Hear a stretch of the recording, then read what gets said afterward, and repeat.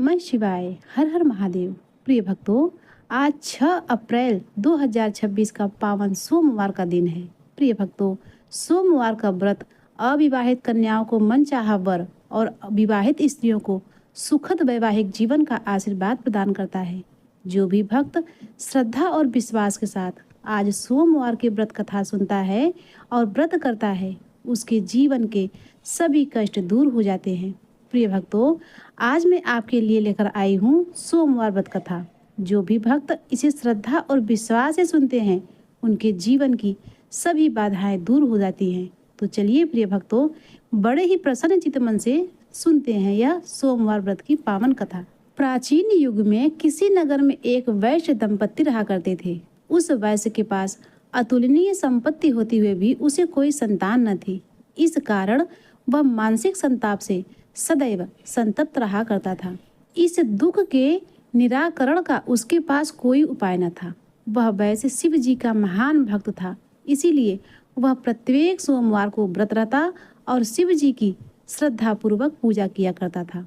सायंकाल शिव उपासना के अनंतर अपने पत्नी के साथ शिव जी के प्रसाद को ग्रहण किया करता था।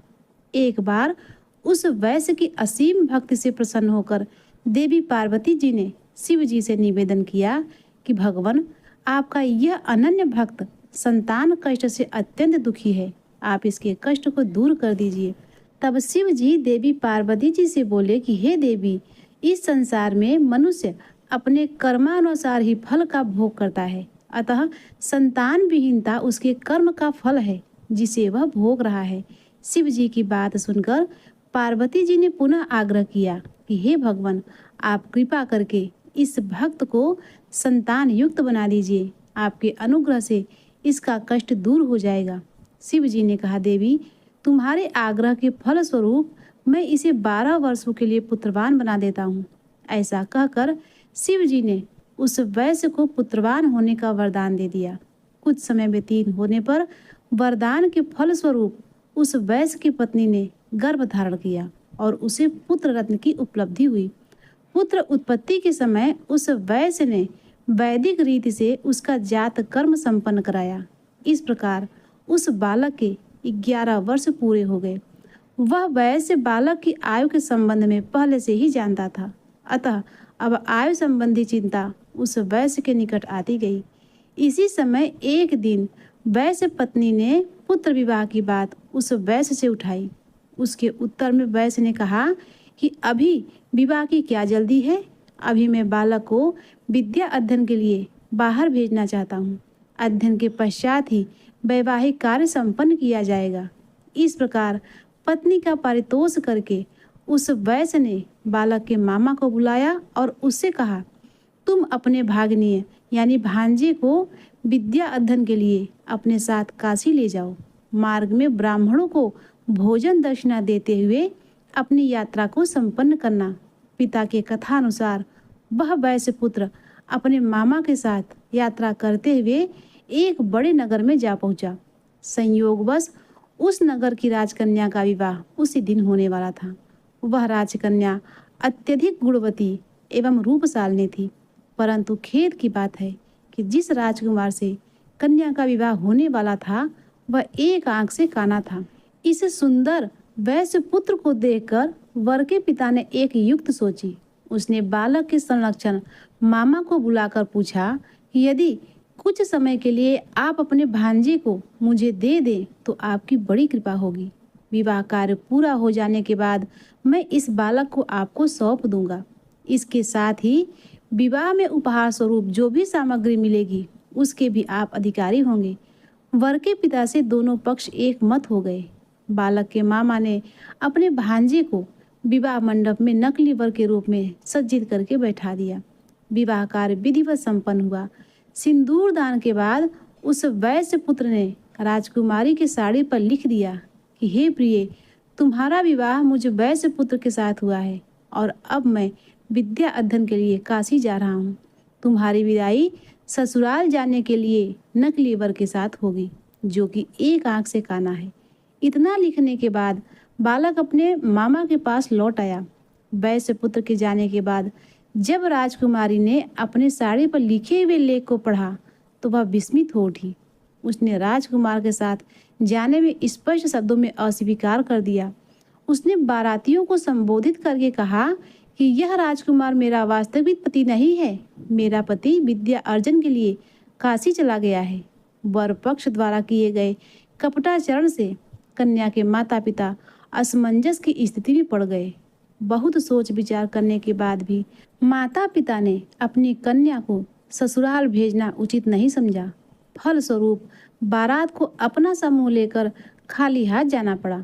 उधर काशी पहुंचकर वैश्य पुत्र विद्या अध्ययन में जुट गया और उसका मामा यज्ञ कार्यों में निरत हो गया। इस प्रकार उस बालक के जीवन के 12 वर्ष पूरे हो गए। लड़के ने अपने मामा से कहा, मामा जी, आज मेरी तबीयत ठीक नहीं लग रही है, इसीलिए मैं थोड़ी देर के लिए विश्राम करना चाहता हूँ। इतना कहकर वह बालक शयन के लिए चला गया।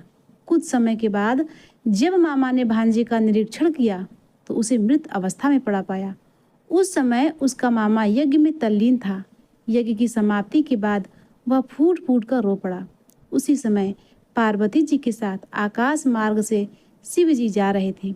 उस करुण चित्कार को सुनकर माता पार्वती जी के मन में दयाद्र हो उठा। उन्होंने शिव जी से कहा, भगवान, इतना घोर क्रंदन कौन कर रहा है? इसके कारण का पता लगाना चाहिए। पार्वती जी के अनुरोध से शिव जी उस मृत बालक के निकट गए।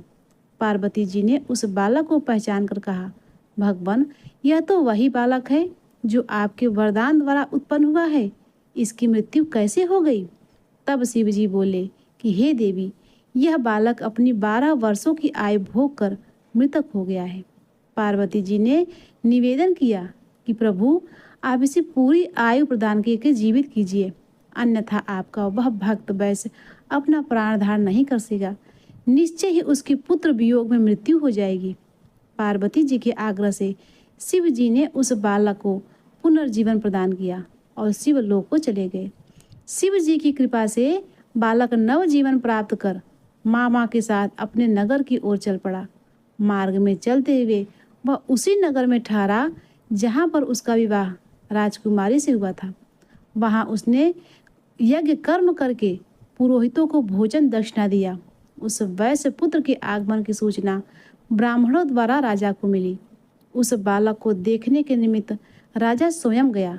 बालक के रूप में अपने दामाद को देखकर राजा की प्रसन्नता का ठिकाना न रहा। वह दामाद को सादर अपने महल ले गया। अपने यहाँ कुछ दिनों तक रखकर उसका स्वागत सत्कार किया। तदंतर उस बड़े के पुत्र के साथ अपनी कन्या को अत्यधिक उपहार स्वरूप द्रव्य देकर ससुराल के लिए विदा कर दिया। उस बालक ने अपनी पत्नी और अपने मामा के साथ अपने नगर की ओर प्रस्थान किया। घर के निकट पहुंचकर मामा ने सभी को एक स्थान पर रुकने का आदेश देकर कहा, तुम सब लोग थोड़ी देर तक यहीं ठहरो, मैं तब तक घर जाकर शुभ समाचार दे आऊं। उधर उस बालक के माता पिता घर के छत पर मन में ऐसी प्रतिज्ञा कर जा बैठे थे कि यदि मेरा पुत्र नहीं लौटेगा तो हम दोनों छत से कूदकर अपनी आत्महत्या कर लेंगे। उस बालक के मामा ने घर पहुंचकर शुभ सूचना दी कि तुम्हारा पुत्र विद्या में पारंगत होकर अपने पत्नी के साथ सकुशल नगर के निकट आ पहुंचा है। इस सुखद समाचार को सुनकर बालक के माता पिता गदगद हो उठे। उनके नेत्रों में प्रेम अश्रु प्रभावित होने लगी। माता पिता ने पुत्र एवं पुत्र वधू के घर के बाहर आगवानी की। उस वैश्य पुत्र के माता पिता के चरण स्पर्श किए एवं पुत्र वधू ने सास ससुर के चरण स्पर्श करके उनसे आशीर्वाद प्राप्त किए। वह वैश्य नियम पूर्वक प्रत्येक सोमवार को व्रत करके शिव अर्चना करने लगा। व्रत के दिन जो भी व्रती इस पुनीत एवं आयुष्वदनीय कथा को कहता है या सुनता है, उसकी सभी मनोकामनाएं शिव जी की कृपा से पूर्ण होती है। उसके सभी दुख दारिद्र नष्ट हो जाते हैं एवं वह दीर्घ आयु जीवन को प्राप्त होता है। तो प्रिय भक्तों, एक बार प्रेम से बोलिए नमः पार्वती पतये हर हर महादेव। प्रिय भक्तों, अब आइए सुनते हैं सोमवार व्रत की दूसरी कथा।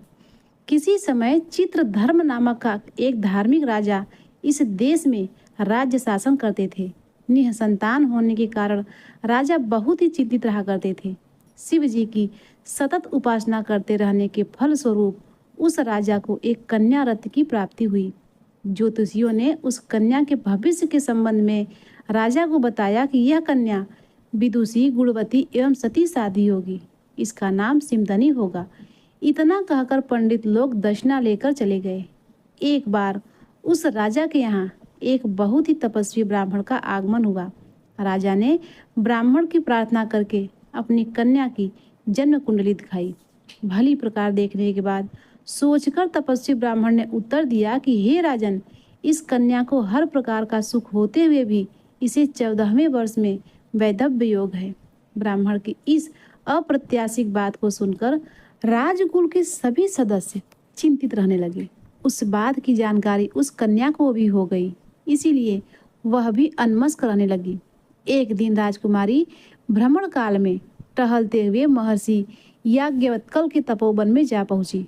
मुनि पत्नी मैत्री ने राजकुमारी का विधिवत सम्मान कर उसकी कुशलता पूछी। सिमतनी ने अपने पंडितों द्वारा सुनी हुई अपनी वैधव्यता की बात ऋषि पत्नी को बतला दिया और उससे छुटकारा पाने का उपाय बतलाने की प्रार्थना की। सुनकर मैत्री ने कहा, राजकुमारी, इस दोष के निवारणार्थ तुम प्रत्येक सोमवार को व्रत रहकर शिव और पार्वती का पूजा करो। यदि तुम निरंतर 1 वर्ष तक इस अनुष्ठान को करोगी तो निश्चय ही तुम्हारे दोष का शमन होगा और अशुभ ग्रहों का कुप्रभाव जाता रहेगा। ऋषि पत्नी की बात में अटल विश्वास रखकर राजकुमारी अपने महल लौट आई और नियमित रूप से सोमवार व्रत करके शिव पार्वती की पूजा करने लगी। जब राजकुमारी सिमदनी के 13 वर्ष पूरे हो गए तो उसका विवाह विदर्भ देश के राजा नल के पौत्र चंद्रागन के साथ हो गया। 1 वर्ष तक सुखपूर्वक रहने के बाद एक दिन चंद्रागन स्नान करते समय अचानक पैर फिसल जाने के कारण यमुना नदी में डूब गया। मल्लाहों द्वारा बहुत प्रयत्न करने के बाद भी उसके शव का पता न लगा।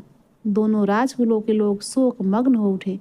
रानी सिमतनी ने भी पति के साथ सती होने का निश्चय किया, किंतु माता पिता के निषेध में वे वैसा करने में असमर्थ रही। इस हृदय विदारक घटना का समाचार पाकर मुनि पत्नी मैत्रेय भी आई और उस कन्या को नियम पूर्वक निरंतर सोमवार का व्रत में संलग्न रहने का निर्देश दिया। रानी सिमतनी ने मैत्रेय द्वारा निर्दिष्ट मार्ग का अनुसरण करने लगी। यमुना नदी में डूबने के बाद जब राजा चंद्रांगन नदी के तलहटी में पहुंचा तो उसे देखकर नाग कन्याएं विस्मित हो उठी। उन सबों ने विचार करके उसे नागराज दक्षक के पास पाताल लोक में पहुंचा दिया। राजकुमार का परिचय पाकर नागराज ने उसका आदर सत्कार किया और अपने पास रख लिया। 3 वर्ष तक अपने पास रखने के बाद नागराज ने उस राजकुमार को अमूल्य रत्नों का उपहार एवं एक घोड़ा देकर उसे उसी नदी के तीर पर भेज दिया जहां वह 3 साल पूर्व डूब चुका था। जिस समय नदी तट पर वह राजा विहार कर रहा था, उसी समय उसकी रानी सिमतनी भी अपने सखियों के साथ स्नान करने के लिए वहां आ पहुंची। जब राजकुमार ने उस सिमतनी का परिचय जानना चाहा तो उसकी सखियों ने पूर्व काल में घटित दुर्घटना की बात बताई, जिसे सुनकर चंद्रांगन ने कहा कि उसके पति अभी भी जीवित हैं और उसके व्रत के प्रभाव से उसे शीघ्र ही प्राप्त होंगे। इतना कहकर राजकुमार चला गया। सिमतनी ने भी अपने पति को कुछ कुछ पहचानने लगी थी। उसे अपने व्रत पर पूर्ण निष्ठा थी। वह आह्लादित होकर अपने महल लौट आई। नदी तट पर उस विलक्षण घटना को सिमतनी ने अपने माता पिता को बताया। सुनकर सभी को प्रसन्नता हुई। कुछ दिनों बाद सिमतनी अपने ससुराल चली गई। वहां वह अपने पुनर्जीवित पति के साथ सुखपूर्वक रहने लगी। चंद्रांगत के पिता इंद्रसेन अब बहुत ही वृद्ध हो चले थे, इसीलिए उन्होंने संपूर्ण राज्यभार अपने पुत्र चंद्रांगत पर सौंपकर स्वयं वानप्रस्थ आश्रम में रहने का विचार किया। इधर अपने पति चंद्रांगत के साथ रानी सिमतनी ने अखंड राज्य का सुख भोग कर अंत में स्वर्गगामिनी हुई। अतः सभी नर नारियों को शिव जी के इस दुर्लभ प्रभाव वाले सोमवार व्रत का अनुष्ठान करके अपने सौभाग्य को बढ़ाना चाहिए। इस व्रत के प्रभाव से आने वाली संपूर्ण आपदाएं विनष्ट हो जाती है एवं अनिष्टकारी ग्रहों की शांति होती है। तो बोलिए शिव शंकर भगवान की जय। जय जय ओम नमः शिवाय। प्रिय भक्तों, अब आइए सुनते हैं शिव चालीसा का पाठ। जय गणेश गिरजा सुमन मंगल मूल सुजान, कहत अयोध्या दास तुम देव अभय वरदान। जय गिरिजापति दीन दयाला, सदा करत संतन प्रतिपाला। भाल चंद्रमा सोहत के, कानन कुंडल नागफन के। अंग गौर सिर गंग बहाए, मुंड माल तन छाल लगावे। वस्त्र खाल बाघंबर सोहे, छवि को देख नाग मुनि मोहे। मैना मात की हवे दुलारी, वाम अंग सोहत छवि नारी। करती शूल सोहत छई भारी, करे सदा शत्रुन छयकारी। नंदी गणेश सोहें तह कैसे, सागर मध्य कमल है जैसे। कार्तिक श्याम और गणराऊ, या छवि को कही जात न काऊ। देवन जब ही जाय पुकारा, तब ही दुख प्रभु आप निवारा। किया उपद्रव तारक भारी, देवन सम्मिल तुम्हें जुहारी। तुरत खडानन आप पठायो, लौ निमेष महामार गिरायो। आप जलंधर असुर संहारा, सुयस तुम्हार विधि संसारा। त्रिपुरा संशय युद्ध मचाई, सभय कृपा कर लीन बचाई। किया तपहि भागीरथ भारी, पूर्व प्रतिज्ञा ताशु पुरारी।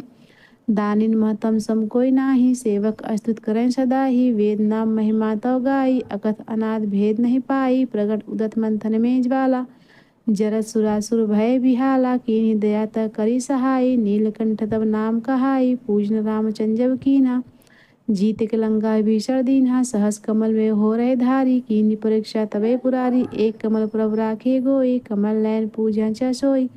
कठिन भक्ति देखी प्रभु शंकर, भय प्रसन्न दिए इच्छित वर। जय जय जय अनंत विनाशी, करत कृपा सबके घटवासी। दुष्ट सकल नित मोहि शतामे, भ्रमत रहे मोहि चैन न आय। त्राहि त्राहि मैं नाथ पुकारू, यही अवसर मैं आन उबारो।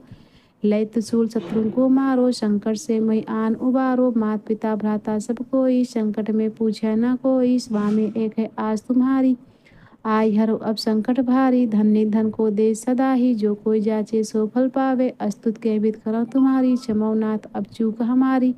शंकर हो संकट के नाशक, मंगल कारक विघ्न विनाशक। योगी यतमुन ध्यान लगावे, सारन नारद शीश नमावे। नमो नमो जय नमो शिवाय, सुर ब्रह्मादिक पार न पावे। जो यह पाठ करे मन लाई, तापर होते शंभु सहाय। ऋणिया जो कोई हो अधिकारी, पाठ करे सो पावन हारी। पुत्रहीन इच्छा कर जोई, निश्चय शिव प्रसाद ते होई। पंडित त्रयोदशी को लावे, ध्यान पूर्वक होम करावे। त्रयोदशी व्रत करे हमेशा, तन नहीं ताके रहे कलेशा। धूप दीप नैवेद्य चढ़ावे, शंकर सम्मुख पाठ सुनावे। जन जन के पाप नशावे, अंतवा शिवपुर में पावे। कहे अयोध्या दास तुम्हारी, जान सकल दुख हरो हमारी। नित नेम कर प्राति ही पाठिक और चालीसा, तुम मेरी मनोकामना पूर्ण करो जगदीश। मग 67 है मंत्रित संवत 64 जान, अस्तुत चालीसा शिव ही पूर्ण की कल्याण। प्रिय भक्तों, अब आइए सुनते हैं शिव जी की आरती का पाठ। ओम जय शिव ओंकारा, हरि जय शिव ओंकारा। ब्रह्मा विष्णु सदा शिव, अर्धांगी धारा। ओम जय शिव ओंकारा, एकानन चतुरानन पंचानन राजे। प्रभु पंचानन राजे, हंसानन गरुड़ासन वृषवाहन साजे। ओम जय शिव ओंकारा। दो भुज चार चतुर्भुज, 10 भुज अति सोहे। प्रभु 10 भुज अति सोहे, तीनों रूप निरखता त्रिभुवन जन मोहे। ओम जय शिव ओंकारा। अक्षमाला वनमाला मुंडमाला धारी। प्रभु मुंडमाला धारी, चंदन मृग मद सोहे भोले शुभकारी। ओम जय शिव ओंकारा। श्वेतांबर पीतांबर बाघंबर अंगे। प्रभु बाघंबर अंगे, सनकादिक प्रभुतादिक भूतादिक संगे। ओम जय शिव ओंकारा। कर में मध्य कमंडलु, चक्र त्रिशूल धरिता। प्रभु चक्र त्रिशूल धरिता, जन करता जग भरता। जग पालन करता। ओम जय शिव ओंकारा। ब्रह्मा विष्णु सदा शिव, जानत अविवेका। प्रभु जानत अविवेका, प्रणवाक्षर में शोभित ये तीनों एका। ओम जय शिव ओंकारा। त्रिगुण स्वामी जी की आरती, जो कोई नर गावे। प्रभु जो कोई नर गावे, कहत शिवानंद स्वामी सुख संपत्ति पावे। ओम जय शिव ओमकारा, ओम जय शिव ओमकारा, प्रभु जय शिव ओमकारा। मन में बसा करे तेरी मूर्ति, उतारूं मैं बाबा तेरी आरती। करुणा करो कष्ट हरो ज्ञान दो भगवन, भाव में फंसी नाव मेरी तार दो भगवन। दर्द की दवा तुम्हारे पास है, जिंदगी दया की है भीख मांगती। मन में बसा करे तेरी मूर्ति, उतारूं मैं बाबा तेरी आरती। मांगू तुझसे क्या मैं यही सोचूं भगवन, जिंदगी जब तेरे नाम कर दी अर्पण। सब कुछ तेरा कुछ नहीं मेरा, सब कुछ तेरा कुछ नहीं मेरा। जिंदगी दया की है भीख मांगती, मन में बसा करे तेरी मूर्ति। उतारूं मैं भगवन तेरी आरती, उतारूं मैं बाबा तेरी आरती। कर्पूरे गौरम करुणावतारम, संसार सारम भुजगेन्द्रहारम। सदा वसन्ते हृदयारविन्दे, भवं भवानी सहितं नमामि, भवं भवानी सहितं नमामि। त्वमेव माता च पिता त्वमेव, त्वमेव बन्धुश्च शिखा त्वमेव, त्वमेव विद्या द्रविणं त्वमेव, त्वमेव सर्वं मम देव देव, त्वमेव सर्वं मम देव देव।